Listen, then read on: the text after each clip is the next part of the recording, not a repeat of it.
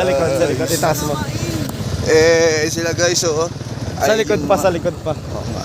Yun Mga ang- kasama natin guys, katatapos lang natin umakyat ng bundok para mag-share ng word of God sa mga katutubo natin, mga Palauan, mga katutubo dito sa Palawan. Ay umakyat po kami ng bundok, ayun po kasama natin yung ating mga convoy.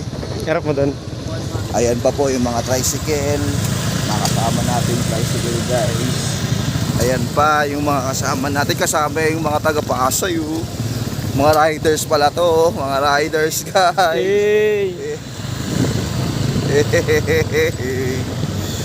You know.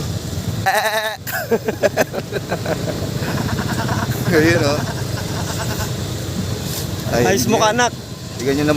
Tingnan nyo naman yung kalsada guys. So hanggang ginagawa